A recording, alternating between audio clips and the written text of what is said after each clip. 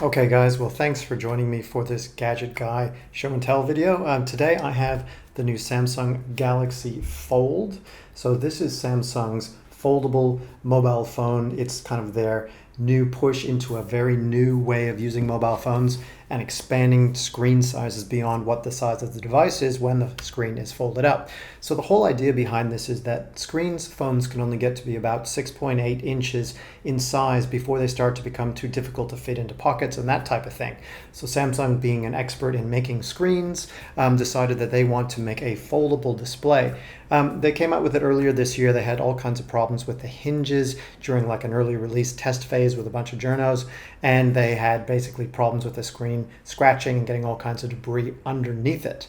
However, they're out with this fixed up version. They've improved the hinges so less foreign debris gets inside. They've sort of extended the screen to the bottom, where in the past people were peeling up this sort of protective layer thinking it was a screen protector. So here we are with the new device. So it starts to go on sale in Australia on the 30th of October, and the price is a eye-watering $3,000 or $2,999. However, this is a really interesting device to take a look at, so I just wanted to show it to you and give you my quick tips about what I really like about it and what I don't, because I've been using it for the last couple of days, and the whole idea was to see how it added value to what I would normally do with a smartphone, and maybe new ways that I can start doing things, as well as my concerns about, is it any good or what are the problems? So let's get into it. Okay, getting the box out of the way. This is the Fold here. So I'll just turn it on and we can just bring it in and have a good look at it here. It's opened up. Now this screen here, to get a bit of focus, is when it's open, it's 7.3 inches. There are some technicalities around whether it's really 7.1 or 7.3, depending on where you measure it from. And when you close it up, there's another screen on the front side here, which I'll turn on so you can get a better view of it. Now this one is 4.7 inches. So the idea is that when the screen is folded closed, you can use this for your your basic functions, your calling, just information popping up, text and all that kind of stuff. And then you can open it up to this fully open sort of view when you want to use the device in its full potential. This is actually 6 cameras, and basically the idea here is to give you some on the back, some when the screen is open, and some on the front when the screen is closed. That's why there's so many cameras, because there are different configurations that you can use it in. So Samsung wants to keep you covered there. Also, the quality of the cameras are what you would expect with their top of the range Note 10, S10. You've got a triple camera system, ultra wide lenses. You've got selfie cameras. You've got front-facing cameras. You've got good low light performance. Sort of what the sorts of things you would expect from an S10 model, because this is a pinnacle device and people should expect it to perform as such. Okay, let's talk about how the folding mechanism works.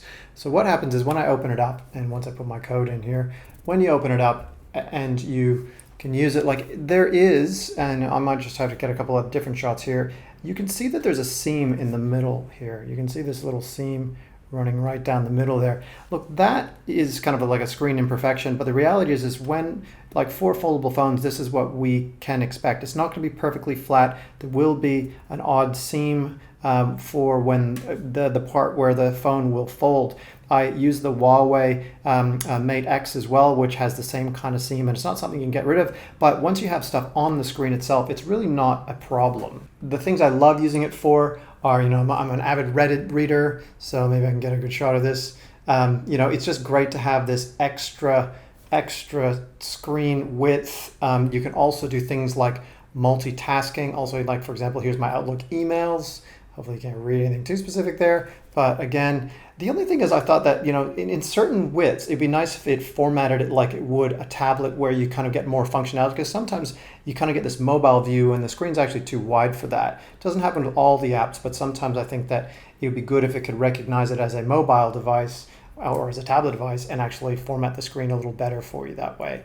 But otherwise, look, good for watching videos. However, what I did find with things like YouTube is that it doesn't actually fill up the whole screen, which is a little frustrating, because you've got this massive screen, but you do have these kind of 4 to 3 bars. So if I sort of pick some sort of video here, say some cat stuff, and I want to go full screen, like so, you kind of get that sort of bars on the top and bottom. terms of a full screen view, I don't know if I can get it any better than that. No, that's pretty much it. Otherwise, you're back to here. So, there's something to keep in mind there. You can also pin things on your screen using a similar sort of app interface as you get on other Samsung flagship phones.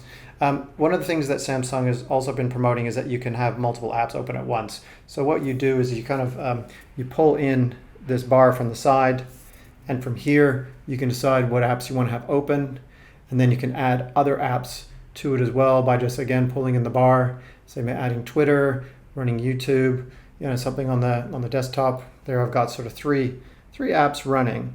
However, in reality, these are quite small, and I don't know how functional it's actually going to be having 3 apps open. I mean, maybe you want your sort of a feed of something running alongside something else. Usually when you put it into landscape mode, it's a little bit more practical. I'll get a bit in there as well. Sorry about the exposure, guys. So, it's a nice idea. In practicality, I'm not so sure. So overall, I guess here are my 3 thoughts about this device. What I love is, in use, I genuinely think that the additional screen size that folds into a smaller phone is useful. I've been using it at cafes. It's really nice just to open it up and to, just get a bigger screen, easier to view stuff. I wear glasses, so it's just nice to have that extra screen size and not feel all cramped on a phone. Also the keyboard is bigger and that type of thing. So I think that they've actually done something there. Also, when it comes to photography and enjoying photos, whether it's, I guess, taking them or looking at them, this added screen size, and I'll open up the camera just quickly as well, there I am there. When you're composing shots, you just have such a big area to work with. And, it is actually quite nice. And you can even drag the shutter button around to where you want to. So I've actually dragged the shutter button right into the, right to the middle there so I can use it easily. So like composing with this big screen is actually really interesting. And it just shows you a lot more detail than you'd get on a smaller phone. I like this too. Like you can actually take it from here, use the continuity feature, which opens up the same app on this side. I can swipe down, turn it into the selfie camera instead. And then, we can take a picture of the camera taking a picture of me or my wall art or whatever it is. It's really clever that way. So that's taking photos, but as well, when it comes to, say, looking at Instagram or, the impact the photos have is just so much more. You really get that detail, and it's just a nicer experience. I actually really like it for photo consumption as well. So, it's added something there. So bigger screen, getting more work done, working remotely, and enjoying photos or creating photos, I think is quite interesting with this. And even also, like if you want to do some time-lapse photos, which I think is really clever, you can even fold it into this size here, it's slightly bent, and then set it down so you can actually have it stand up and then use that as a camera, as a steady camera to take a great night shot or some sort of time-lapse. So yeah, it's kind of a clever idea. Those are the things I really like, and also the screen quality is quite good. It's because it's an OLED screen or a flexible OLED screen. It's not super bright. However, it's still really good quality, and amazing how they create this foldable device with a decent quality, high resolution display. So on the downside, look, I do have my concerns about its long-term durability. This is not a phone that you would necessarily hand to your 4-year-old and say, here, just watch something to entertain yourself while I cook dinner. It'll probably be destroyed. Also, it is thick. It is heavy, it protrudes in your pocket, it weighs probably more than any other phone. It is bigger at the end of the day.